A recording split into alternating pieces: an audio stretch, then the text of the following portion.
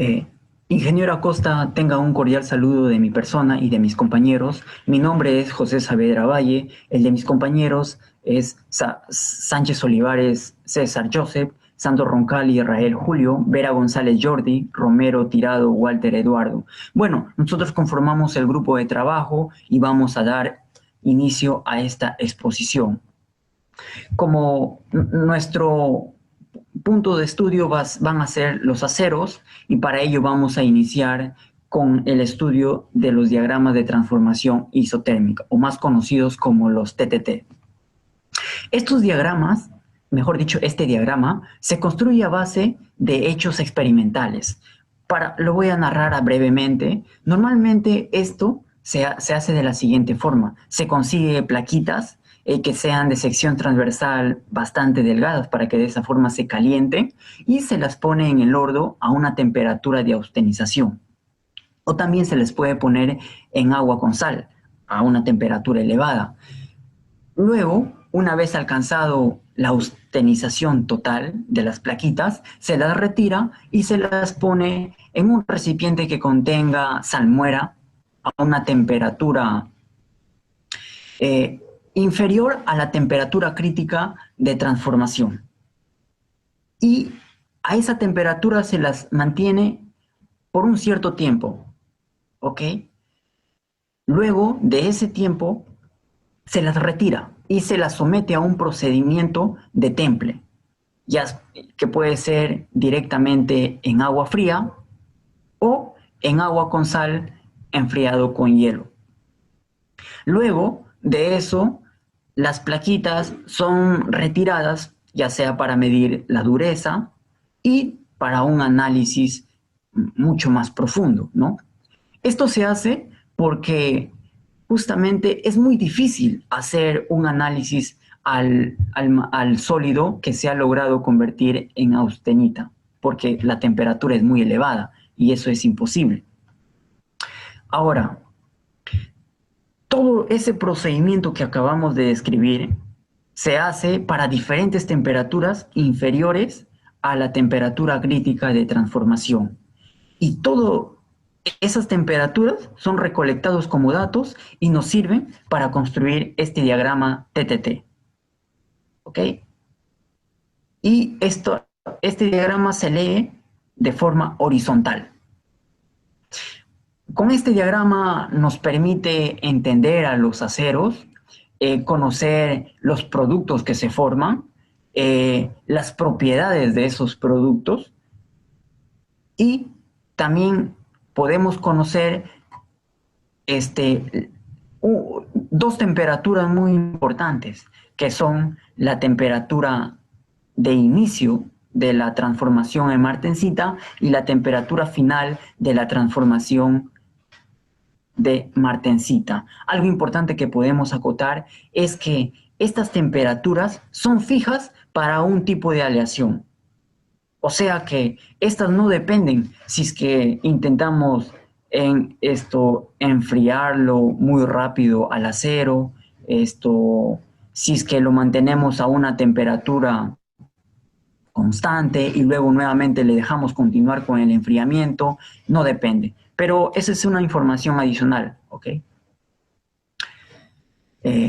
Ahora, aquí ya tenemos para comprender mucho mejor cómo es que se construye el diagrama. Justamente cada procedimiento que nosotros hicimos con el experimento está dado de esta forma donde estoy apuntando.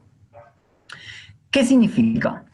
Por este lado tenemos lo que viene a ser el porcentaje de austenita. Siempre iniciamos obviamente con un 100%, que es donde lo llevamos a la austenización total, y luego justamente en el 100% no tenemos producto aún, pero aquí se forman los productos, ¿ok? Ahora, este proceso de acá, que representa esta curva, se da debido a dos procesos, ¿ok? Es el proceso de la aparición de núcleos y el desarrollo de estos núcleos. O sea, para entenderlo, nuestra matriz madre viene a ser la austenita. Ahora, si es que va a aparecer una fase diferente, Esa fase diferente, para que tenga origen, va a aparecer mediante nuevos núcleos. Estos núcleos van a tener que desarrollarse para un cierto tiempo, obviamente. Y mientras esta nueva fase va creciendo, obviamente que la cantidad de abstenita, que es la matriz madre, va disminuyendo. Y hasta que llega al punto donde la nueva fase se mantiene en equilibrio, o sea, ya no hay energía de más. Entonces, todo se analiza y como productos finales vamos a llegar a tener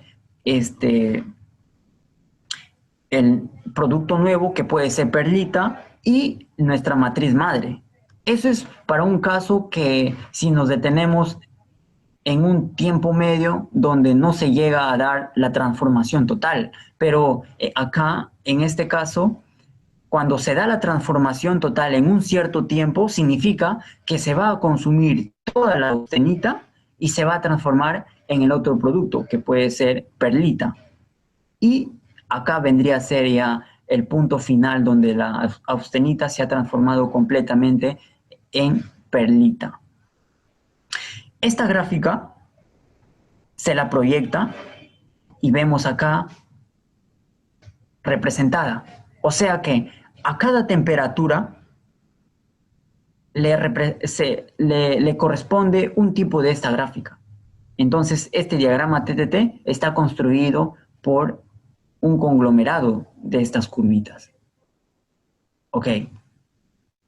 Ahora, vamos a hablar ya específicamente de nuestro diagrama TTT. Esta primera línea se conoce como la línea donde inicia la transformación, porque no hay que olvidar, por esta parte superior debería estar la línea de transformación tectoide y superior a esa línea tenemos austenita estable, pero por esta parte tenemos austenita inestable, o sea que de alguna forma va a buscar transformarse en algún producto, porque no puede mantenerse inestable por mucho tiempo. Ok, ahora, mientras la austenita inestable da inicio a una transformación, esta se va a transformar en productos, como lo habíamos explicado aquí arriba, que puede ser perlita. Y justamente acá, esta gráfica punteada señala a la parte central, o sea que justo aquí se ha formado la mitad de la austenita en perlita y la otra mitad aún se conserva en austenita. Al llegar a esta nueva curva, que es la curva final, aquí toda la austenita se ha transformado en perlita. Eso es básicamente algo así, un estudio sobre el diagrama TTT. Ahora, aquí tenemos nuevamente al diagrama TTT. Lo que aquí ya es un poco mucho más detallado, obviamente. Para iniciar la explicación, fijémonos en esta parte. Esta es la línea de transformación heptectoide. Por esta parte tenemos la austenita que es sumamente estable y por acá está la austenita inestable. Justamente que cuando nosotros, recordando el experimento, después de llegar a la austenización del sólido y lo bajábamos a una temperatura inferior a la temperatura crítica de transformación y lo manteníamos a temperatura constante, pero cuando no nos alejábamos mucho de la temperatura crítica inferior de transformación, la formación de perlita es gruesa. Esto se debe justamente a que la transformación ha sido un poco rápida, obviamente, para llevarlo a esa temperatura inferior, pero lo importante es aquí que a los átomos de carbono no se les ha dado el tiempo necesario para que estos átomos se difundan entre los átomos de hierro y para que de alguna forma se reordenen y formen perlita eh, en la mejor, en su forma estable. Pues no, esto no se ha permitido. Por eso es que en esta zona la perlita que se forma es totalmente gruesa. ¿Ok? Ahora, si nosotros disminuimos la temperatura, lo que se obtiene es que la perlita se va refinando,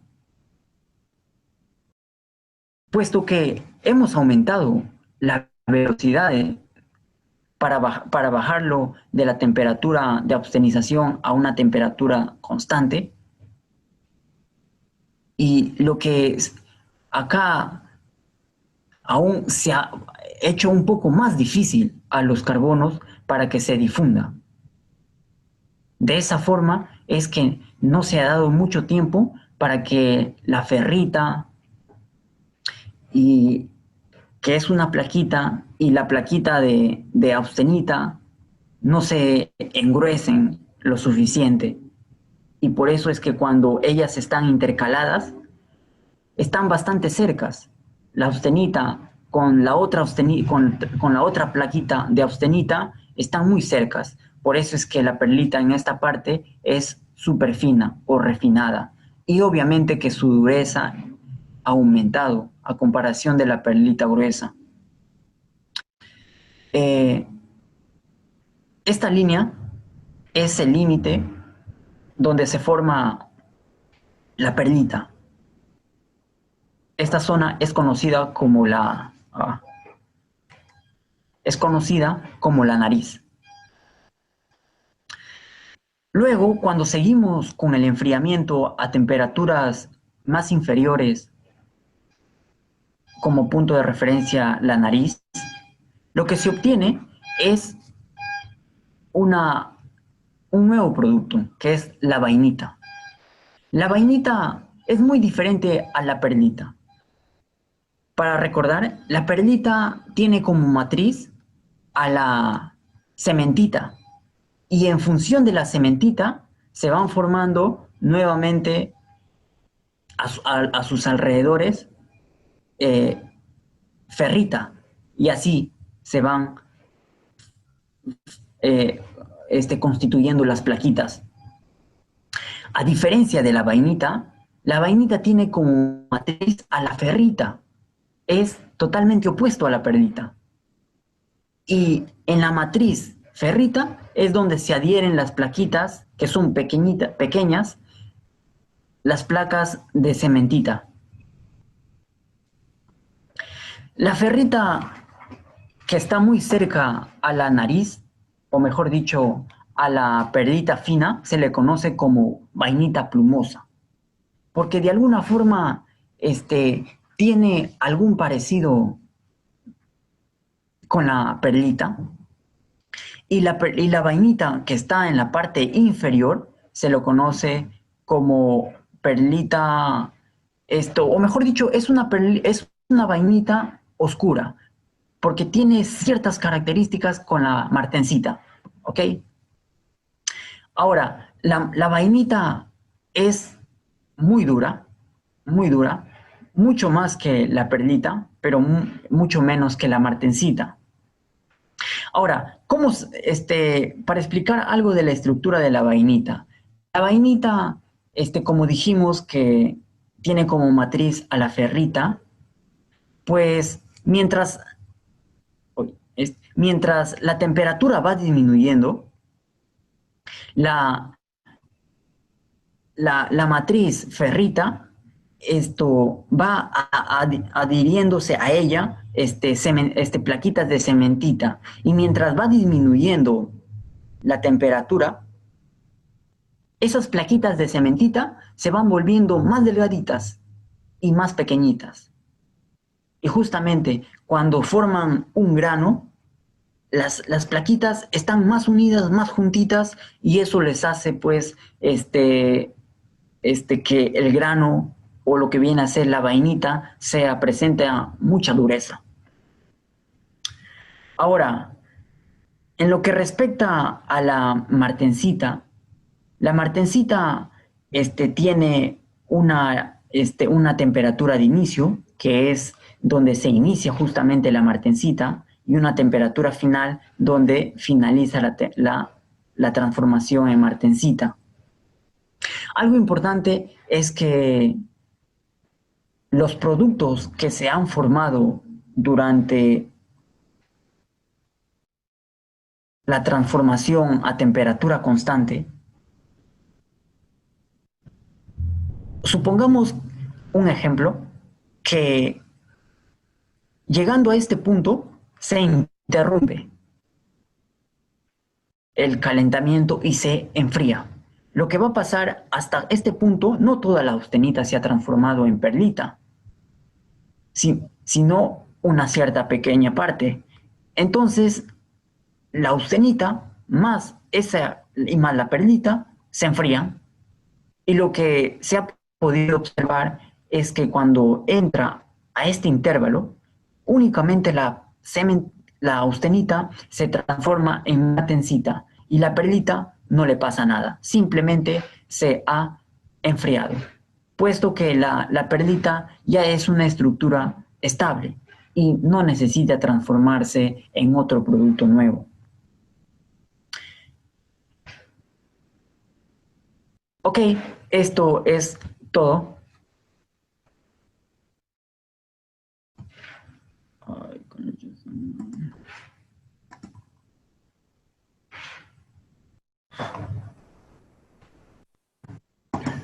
Ya. Profesor, un cordial saludo. Continuando con la exposición que mis compañeros iniciaron, ahora vamos a hablar sobre la templabilidad. La pregunta es, ¿qué es la templabilidad? Pues la templabilidad es una propiedad que poseen los aceros.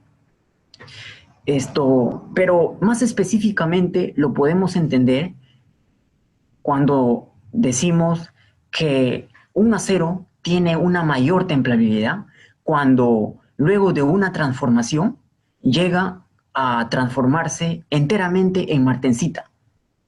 Obviamente que el acero va a ganar dureza, ya que la martensita tiene esa característica propia.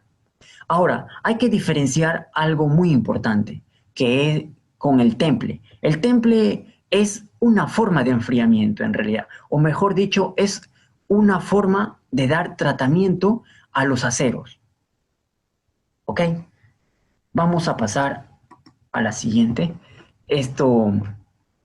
Para entender lo que es templabilidad y justamente qué es lo que aumenta, qué es lo que disminuye la templabilidad, vamos a poner un ejemplo de un acero del tipo AISI 4340. Como vemos, tiene aliantes en su composición, como el carbono, obviamente, el magnesio, el silicio, el níquel, el cromo, el molibdeno.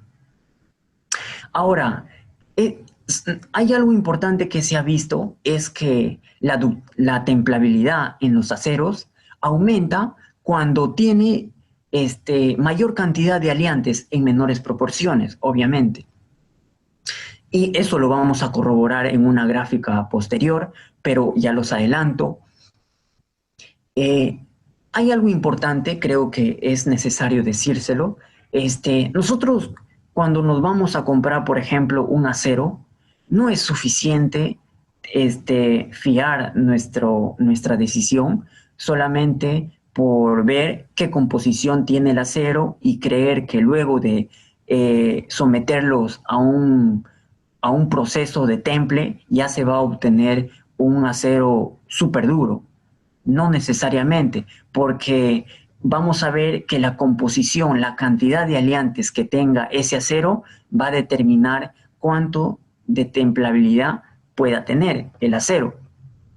Y eso no es tan fácil porque tenemos que construir diagramas y eso es bastante, muy trabajoso, muy tedioso, va a ser muy difícil, ¿no? Que uno vaya a comprar una tienda un acero y luego se dedique a hacer su gráfica para determinar si es que puedo tener un acero con mayor templabilidad o no.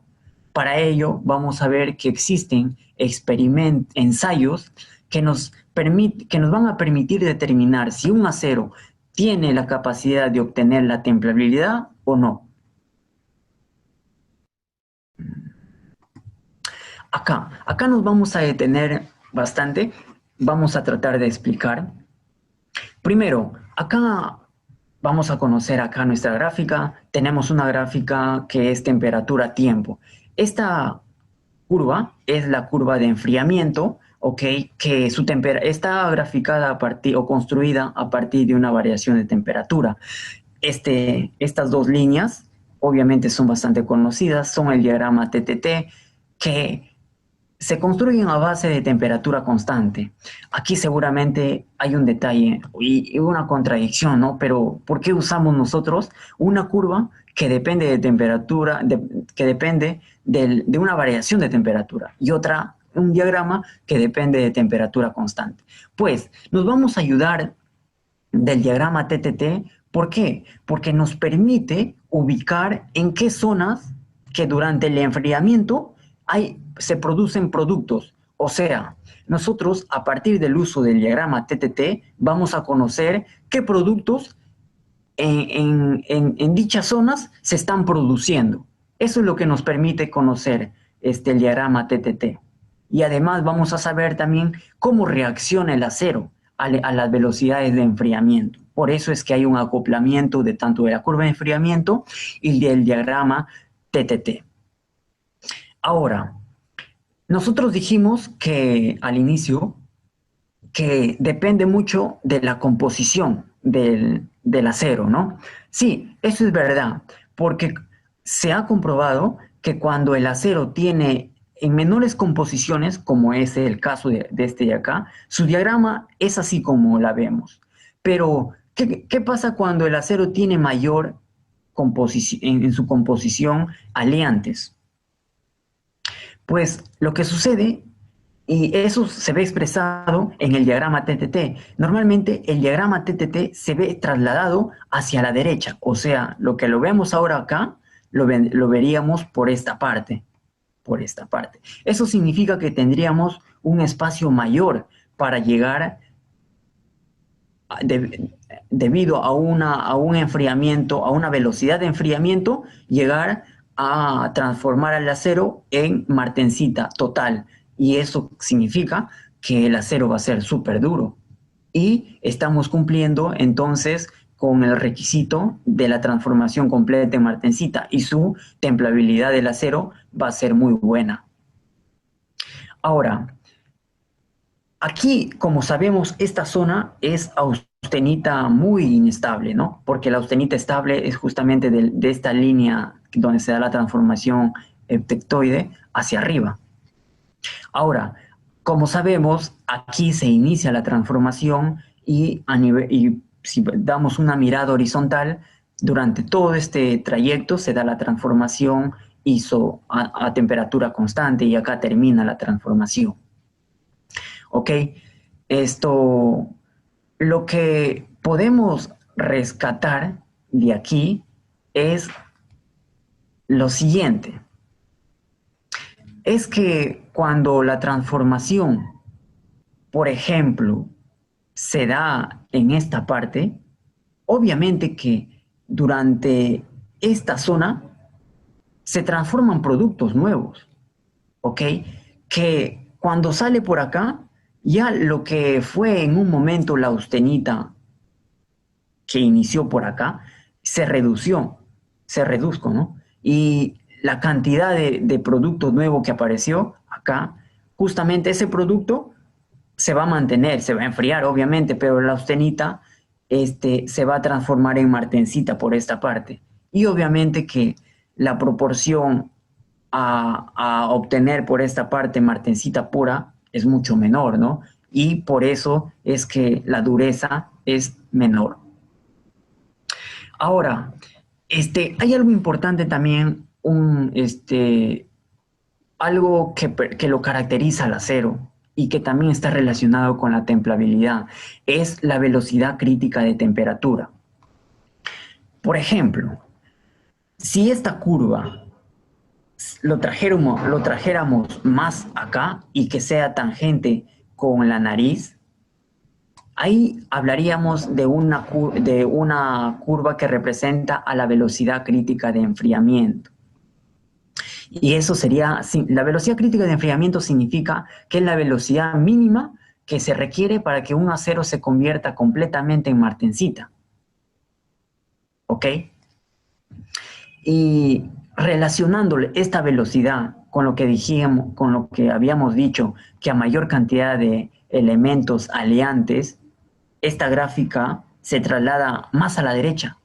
Significa entonces que nuestra velocidad, la rapidez de la velocidad, también disminuye consigo. O sea, vamos a tener más campo para llegar a lo que es la martensita total. Ok, bueno, eso sería con lo que respecta hablando sobre la templabilidad. Ahora nosotros vamos a... además quería complementar algo con lo que había iniciado, ¿no? O sea, de que si nosotros nos fiamos solamente en la composición, que iba a ser muy complicado, ¿no? Imagínense graficar para un acero que nosotros nos vamos a una tienda a comprar y tenemos que hacer estas gráficas. O sea, va a ser muy complicado. Para eso se han diseñado ensayos que nos ayudan a determinar qué templabilidad tiene un acero y en función de eso, pues,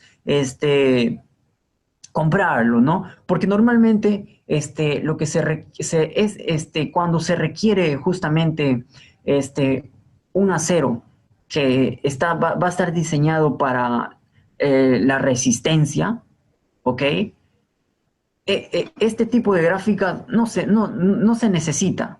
O sea, se puede ir directamente a lo que son los ensayos, como el ensayo Jomini.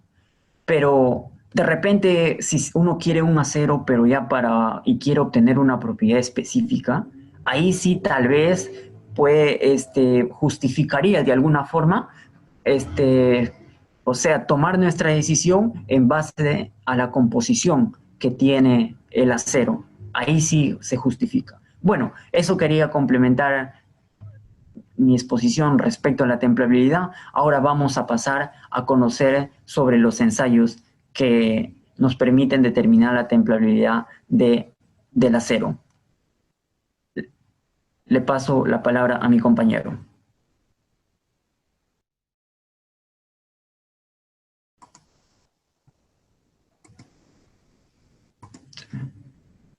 Grabación.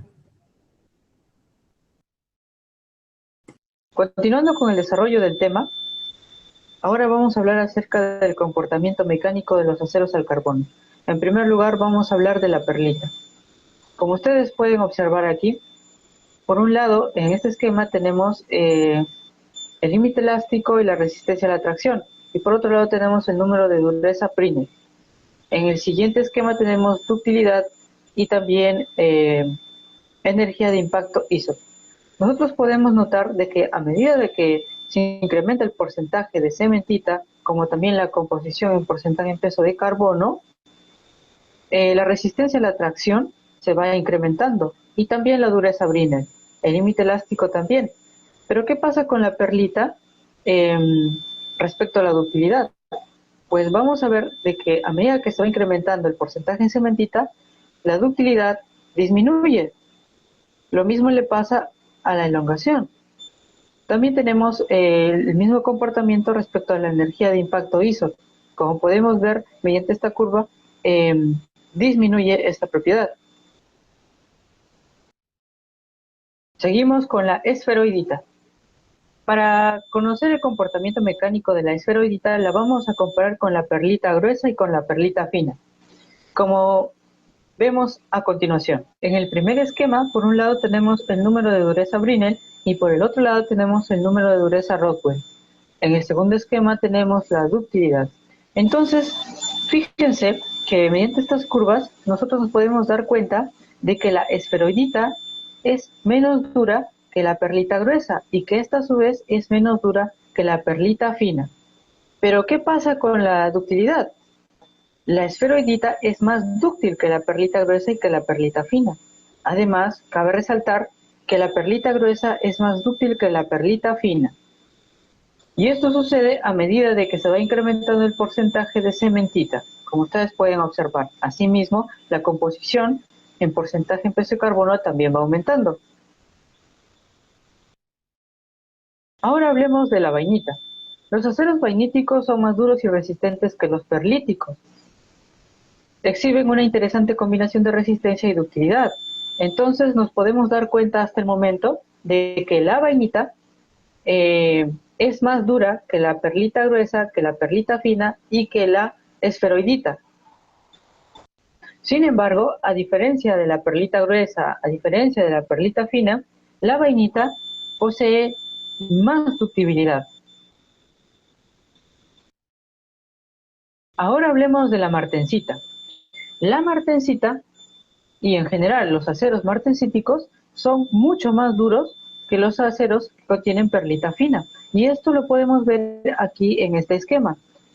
Por un lado tenemos el número de dureza Brinell, por otro lado tenemos la dureza Rockwell, y como ustedes pueden observar, a medida que se incrementa el porcentaje en cementita y también la composición en porcentaje de carbono, la martensita es mucho más dura que la perlita. Su comportamiento, como lo podemos ver aquí, es esta curva. Y en cambio la perlita fina tiene un comportamiento mucho más lineal, como ustedes pueden ver acá. Además, cabe resaltar que la martensita, si bien tiene bastante dureza, es bastante frágil, lo cual le hace inservible para ciertas aplicaciones. Martensita revenida. Como ya vimos antes, la martensita es bastante dura, pero a la vez bastante frágil, y esto hace de que no se pueda utilizar en muchas aplicaciones. Pero existe un proceso térmico llamado revenido, por el cual nosotros podemos incrementar la ductilidad y la tenacidad de la martensita. El tratamiento térmico conocido como revenido consiste en calentar a la martensita hasta una temperatura por debajo de la temperatura eutectoide. La reacción se puede representar mediante esta imagen que ustedes pueden ver en pantalla. La siguiente imagen que ustedes ven acá presenta una matriz de ferrita y las partículas que ustedes pueden ver acá viene a ser la martensita revenida a una temperatura de 594 grados centígrados. En este esquema tenemos por un lado la resistencia a la tracción y el límite elástico, y por el otro lado tenemos la estricción. Se ha considerado tener en cuenta también la temperatura de revenido en Fahrenheit y la temperatura de revenido en grados centígrados. Entonces, nosotros nos podemos dar cuenta de que a medida que aumenta la temperatura de revenido, la resistencia a la tracción empieza a disminuir, al igual que el límite elástico. Aquí tenemos otro esquema, en donde tenemos en cuenta la dureza Rockwell por un lado y por otro lado el número de dureza Brinell. Entonces, nos podemos dar cuenta que a medida que va transcurriendo el tiempo y a medida de que la martensita se va calentando, es decir, para obtener martensita revenida, la dureza empieza a disminuir y entonces la martensita se vuelve más dúctil. Hablemos ahora de fragilidad de revenido. Esto se va a dar cuando algunos aceros revenidos disminuyen la tenacidad determinada mediante la resistencia al impacto. Esto ocurre cuando el acero se reviene a temperaturas superiores a 575 grados centígrados y se enfría lentamente hasta temperatura ambiente. Pero también se puede dar a temperaturas comprendidas entre 375 grados centígrados y 575 grados centígrados. Estos aceros revenidos contienen ciertos porcentajes de manganeso, níquel o cromo, además de ciertas impurezas como antimonio, fósforo, arsénico y estaño. Esta fragilidad de revenido se puede prevenir mediante el control composicional, es decir, se puede disminuir las cantidades de impurezas, como el antimonio, el fósforo, arsénico o estaño. También se puede prevenir mediante el calentamiento superior a 575 grados centígrados o inferior a 375 grados centígrados, seguido de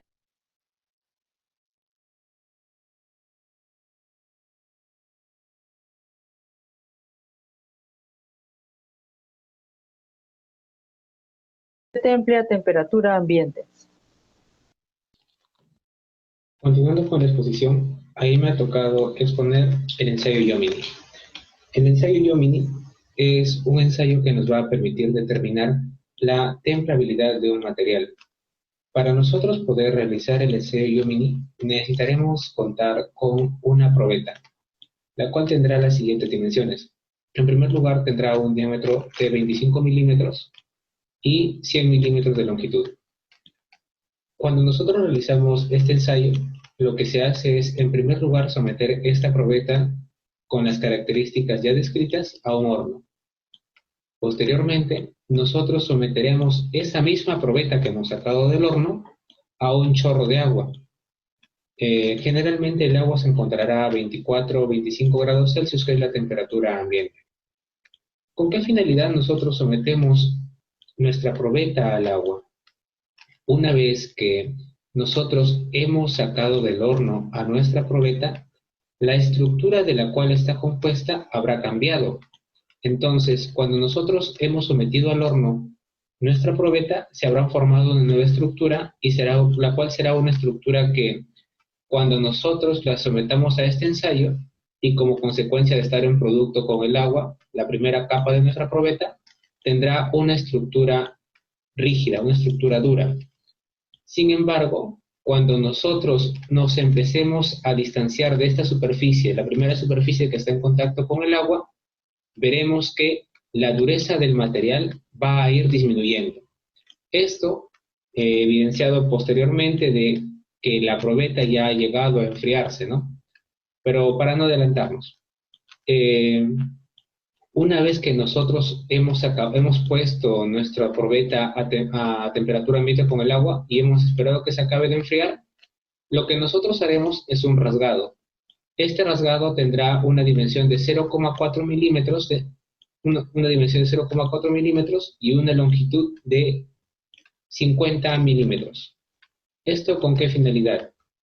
En la siguiente diapositiva podremos apreciar que si nosotros tenemos este rasgado del cual yo mencionaba, 0,44 de espesor por 5 milímetros, nosotros vamos a poder conocer, vamos a poder evaluar cómo es que se relaciona la distancia con respecto al extremo templado y la dureza que tiene en cada una de estas distancias.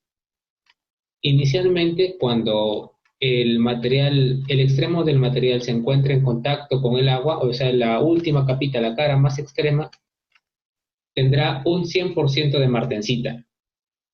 Pero nosotros, conforme nos vayamos alejando con respecto al extremo templado, vamos a poder ver que, en primer lugar, va a disminuir la dureza. Y además, en esta gráfica que posteriormente explicaré, también vamos a conocer que a partir de las curvas de enfriamiento, nosotros vamos a poder identificar mucho más rápido con qué materiales son los que están presentes en la probeta a cierta distancia. Vamos entonces con lo que es la relación dureza-curva de enfriamiento. La relación dureza-curva de enfriamiento relaciona los factores ya establecidos acá, la dureza y la distancia, pero los asocia con la temperatura. A menudo es mucho más conveniente realizar esta relación, porque nosotros a partir de la temperatura podemos determinar qué estructura se encuentra qué estructura se encuentra a cierta distancia del extremo templado.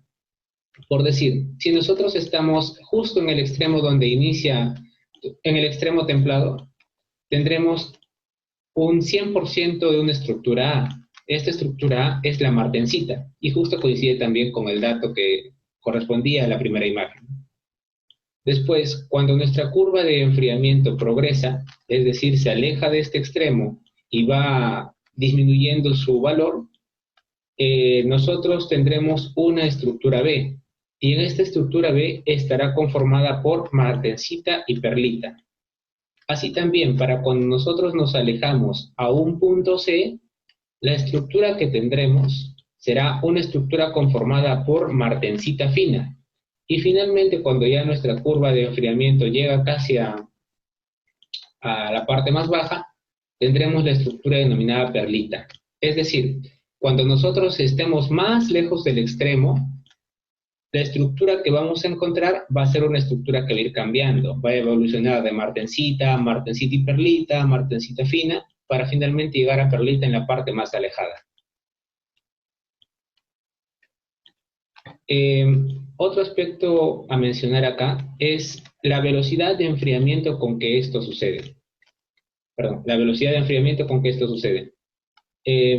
La velocidad de enfriamiento será medida en la temperatura correspondiente a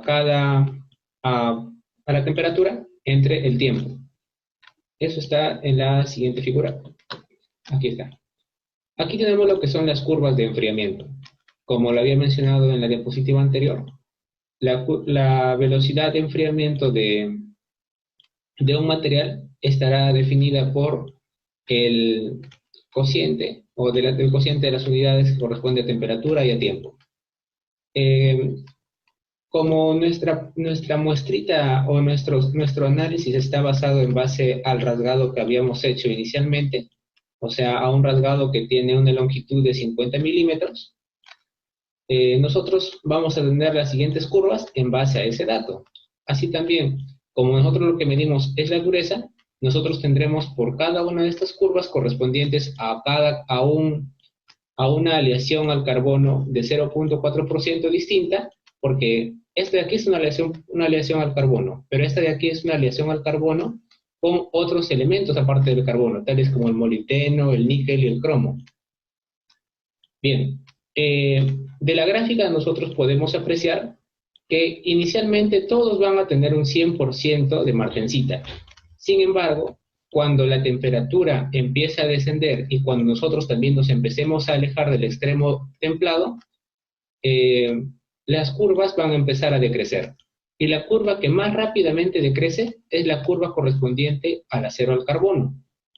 Esto debido a que, como no cuenta con otros elementos aliantes, entonces el proceso de enfriamiento será mucho más rápido. Sin embargo, a diferencia de los aceros aliados como el 5140, 8640, 4140 y 4340, estos presentan otros elementos aliados. Principalmente voy a centrar en el de acá, en el 4340, que es el que tiene una curva de enfriamiento más alta. Este material cuenta con aleación de carbono, obviamente, y también cuenta con cantidades como las de 1.85% de peso de níquel, 0.80% de peso de molibdeno, de cromo, y finalmente 0.25% de molibdeno.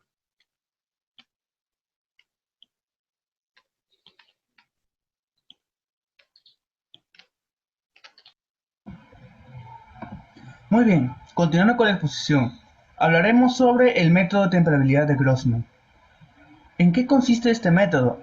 Este método consiste en que a una serie de probetas que están a distintos diámetros vamos a calentarlas y luego a enfriarlas en diferentes medios de enfriamiento, los cuales al final vamos a tener que seccionar, que cortar a la mitad, para mediante exámenes metalográficos determinemos cuál es el diámetro crítico. Entonces, ¿cuál es el diámetro crítico? El diámetro crítico es la probeta en cuyo centro se encuentra 50% de martensita. Como por ejemplo, acá en la gráfica, nosotros tenemos esta probeta, cuyo diámetro vale 50 milímetros. Entonces, al momento de realizarle un examen metalográfico, observamos de que posee 50% de martensita, 50% de otras estructuras, ¿no? Como por ejemplo ferrita, perlita, etc. Entonces nosotros hacemos su examen de dureza, el cual, como observamos, en la superficie es mucho más dura que en el centro. A medida que aumenta la profundidad de la probeta, esta va bajando su dureza. Esta dureza y este diámetro va a ser nuestra base, para poder analizar las otras probetas. Entonces, ¿qué pasaría con una probeta cuyo diámetro es menor que el diámetro crítico? Por ejemplo, la probeta que está a la izquierda de esta probeta que posee el diámetro crítico. Esta probeta, como se observa, posee menor diámetro, pero posee mucha mayor dureza. Y esto se debe a que esta probeta va a poseer mucho más porcentaje que martensita. Posee mucho más porcentaje, mucho más que el 50% de martensita. Lo cual, como dije, se traduce en más dureza. Y mientras va aumentando el diámetro, va descendiendo abismalmente la dureza, como se observa acá. Debido a de que, muy bien, como nos damos cuenta,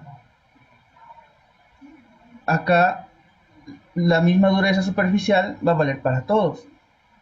Pero a medida que va aumentando la profundidad, va bajando abismalmente, como en este caso y en este caso. ¿A qué se debe? Se debe a de que en el centro mismo no se ha formado martensita. Se pudo haber formado ferrita, etcétera, pero no martensita, lo cual se traduce en una baja en la dureza de la probeta. Sin embargo, este valor no es universal para todas las probetas, ya que se puede dar el caso de que otra probeta con distinto diámetro posea también estructura en el centro 50% de martensita. ¿Y esto a qué se debe? Esto se debe a que el medio de enfriamiento al cual se sometió esta probeta es distinto. Entonces Grossman y compañía se dieron cuenta de este pequeño detalle, lo cual les llevó a asignar un valor a cada medio de enfriante que se tuviera. Y a este valor se le llamó factor de intensidad. Este valor del factor de intensidad está estrechamente ligado a la densidad de cada medio. Como por ejemplo, tenemos acá el aceite, el agua y la salmuera. Como nosotros sabemos, la salmuera es mucho más densa que el agua y esta a su vez es mucho más densa que el aceite. Y esto se puede ver reflejado cuando el medio de enfriamiento está en equilibrio. Como podemos observar acá, el valor del aceite es 0,25, del agua es 1 y de la salmuera es 2. Y un papel fundamental juega también la agitación de estos medios, ya que como se puede observar, a medida que se agite con más intensidad, mucho más va a ser el valor del factor de intensidad. Entonces Grossman se dio cuenta de algo. ¿Por qué en vez de darle tiempo a buscar cuál es su valor de temporalidad, por qué no simplemente podemos verlo en una sola gráfica? Entonces a Grossman se le ocurrió la gran idea de qué pasaría si nosotros enfriamos en un medio perfecto, un medio enfriante perfecto. Esta probeta que fue enfriada en un medio perfecto va a tener un diámetro y este diámetro se va a llamar diámetro ideal. Como nosotros por teoría vamos a sacar este diámetro que va a ser mucho distinto que el diámetro crítico real.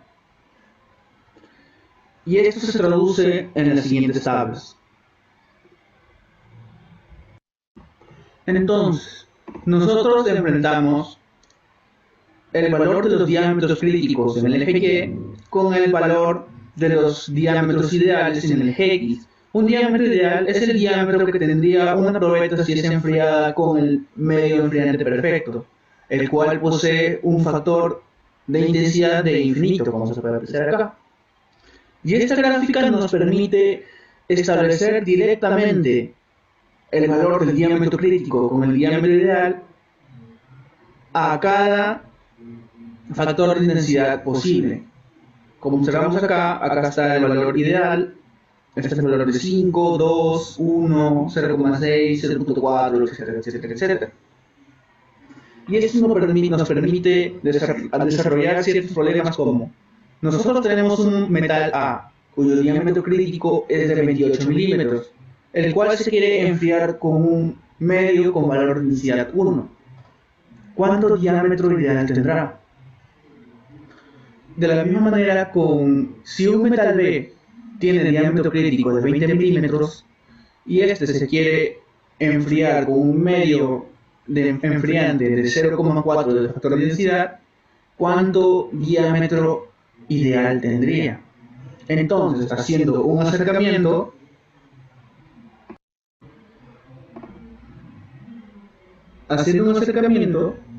vamos a tener este pequeño gráfico, en el cual el acero A, cuyo diámetro crítico va a estar entre los intervalos de 24 y 62, justo en el centro, por tener el valor 28, nosotros prolongamos este valor, el cual va a cortar con la curva correspondiente al factor de densidad 1, el cual se nos ha pedido. Entonces, el valor de 28 corta la curva del factor de densidad de 1 en el punto 48, lo que se traduce en que el metal A enfriado con un factor de densidad de 1 va a tener un diámetro de intensidad de 48. De la misma manera con el metal B. El metal B, cuyo valor es 20, va a estar en la mitad de los intervalos 16 y 24. Entonces, prolongando hasta la curva de 0.4 del cual nos piden, esta corta en el punto 52. Entonces, ¿qué significa todo esto? Como el valor B tiene un diámetro ideal de 52 y el metal A tiene un diámetro ideal de 48, al hacer una comparación, nosotros observamos de que el metal B tiene mucha mayor templabilidad que el metal A. Este sería, en resumen, el ensayo de Grossman para determinar la templabilidad. Y estas serían nuestras referencias en las cuales nosotros basamos nuestro trabajo. Muchas gracias.